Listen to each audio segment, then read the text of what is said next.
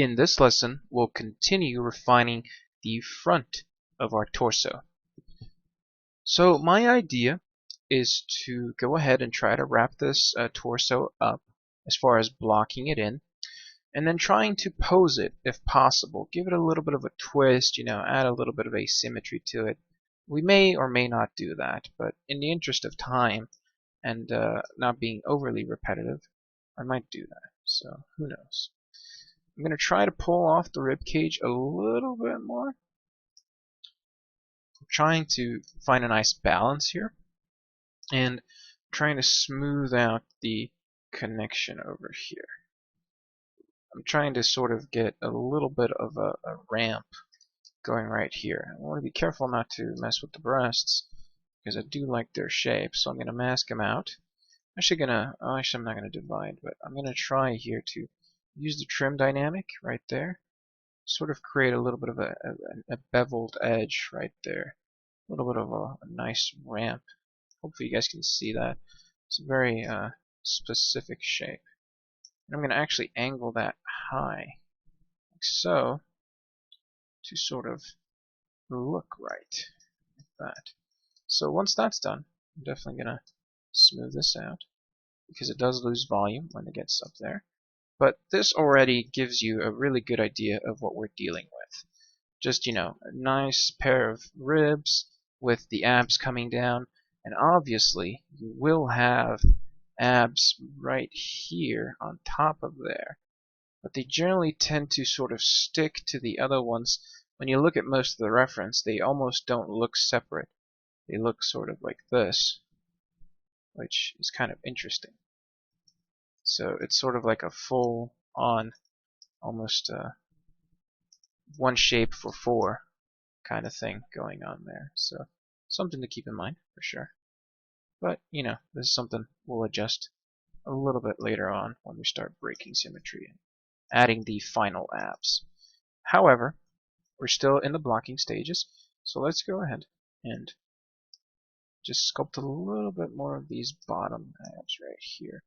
Give them a nice connection, a falling off point, let's say, from the body. We want that nice hit to be there. So just pulling that in right there gives us a nice angle. I'm going to pull this down a little bit. Just going to work on that like this.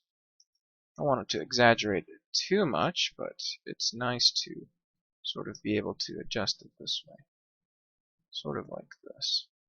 Remember, we want that nice little curve going down. So if you change it too much, don't be afraid to undo it. More like this, and then pushing it back. Gives us a nice big stomach area to work with. And again, I still like the fact that we can sort of separate this whole area with a line, and then just try to cut in the smoothness here. So basically the technique is, let's undo that so I can show you again. Basically, what I'm trying to do is, I want to fill all this up, right, to be on sort of the same volume. I'm going to smooth it out, and then I want sort of this smooth area to transition up here, okay? So what I'm going to do is I'm going to start lightly cutting with the clay brush like this to get it to get there.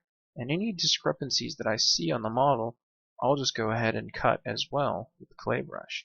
And you can see how I'm sort of creating a little bit of a valley, an entrance.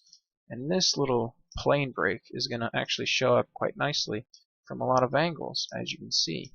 So you want to be careful not to overdo it like I did there showing you, but understand the powerful things you can achieve with this kind of a smoothing technique that uses just the clay brush and the smooth brush. So something like this here is going to be very interesting to us. And I'm just going to pull this out slightly, like so. I'm also going to give it a little bit of a bump here, a little bit of a bump there. Nothing too substantial, just enough, okay? And then we have a nice little silhouette. May even pull this back a little bit. but that should be fine.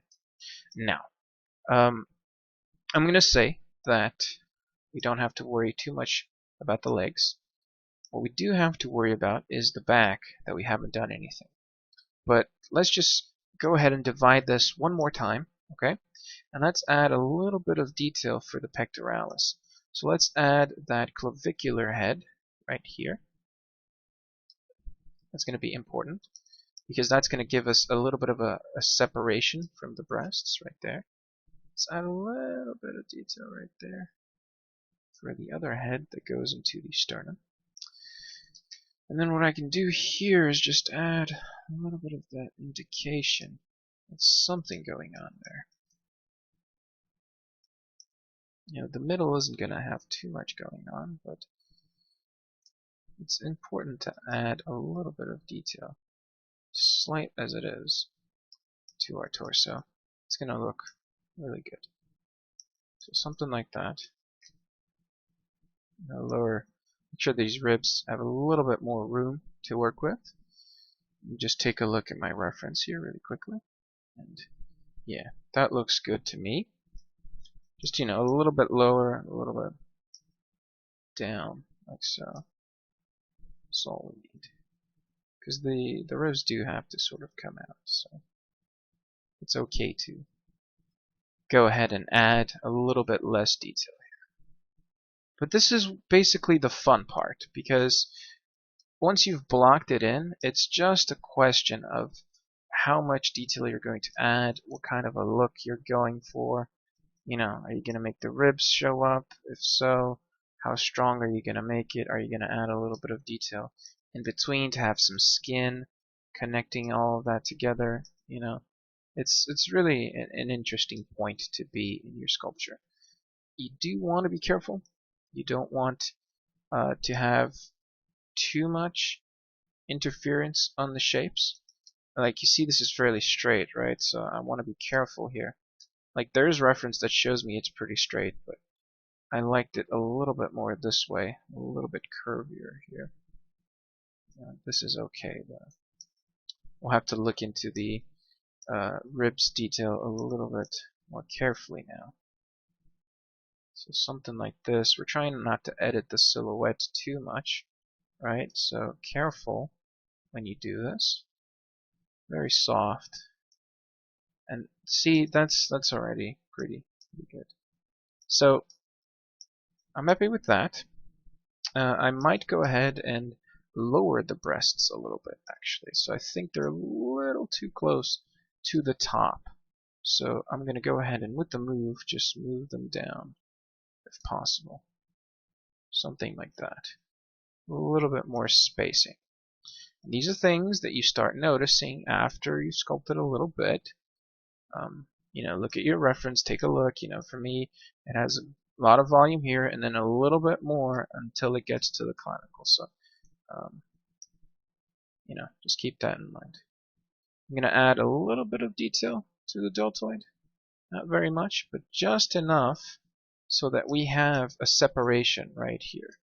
And there's a name for that groove. I keep forgetting it, but the important part is that it's there and that you remember that it's there. Okay? That little groove over there. So you see we start to structure this a lot nicer now. And I might lower this just a cinch more. Yeah, this is looking a lot more realistic in the proportions, I feel. Something like that's going to work. So careful down here where you don't really see these areas, but they're sort of smushed together. They make straight lines. That is not good. So make sure it's nice and round. And also you don't want too much pinching going on down here. So smooth that out as well. And then something like this where you see the abs coming off a little bit too much, just go ahead and cut it so that it merges together with the ribs right there. Give everything a nice uniform volume right there. So very soft sculpting techniques, very minor details that we're adding, but important details nonetheless. Okay? So let's see here if we need to do anything else. I think I'm just going to lower this a little bit more. A bit of a larger torso. And I'm going to sort of basically push this a little bit closer together. What I'm going to do is I'm going to hit trim on the inside of this leg. Hopefully this doesn't happen, but we'll try to get it there. Basically what I'm looking for is just an angle change right there. So for the adductors, since we are making the legs just as an example, I want to make sure that they look nice and are sort of blocked in at least. So adding a little bit of volume here, nothing fancy, just enough to look decent. Then you can even come in here with the clay buildup and add something like just a nice rough clay sketching feel to it. Basically, something like that, so that people know that you really didn't finish the legs and you don't want them to be finished. They're just there as an example, right? So something like that is going to work. I'm going to push this in a little bit more towards the inside, like so, and then round it out down here. Just making sure that this is going to clear the leg. So basically what I'm trying to do is this here. Just this coming over the leg and sort of coming outside of it, which is the external oblique. So make sure that you get to that point. These small things make a really big difference when you start looking at reference and just start sculpting in general. Anything that looks organic, you'll see that these small little hits and connections here make a big difference. So we're going a little bit over time on this one. But I'm just adding a few cuts here to sort of separate this area a little bit more. And now all I need to do is just lower this a little bit. There we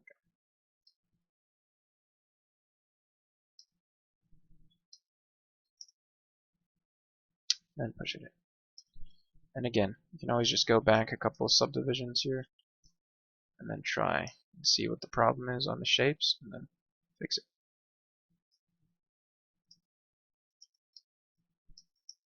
So something like that is going to work. Again, we have plenty of stuff to fix, but let's go ahead and move on to the back for now. See you guys in the next lesson.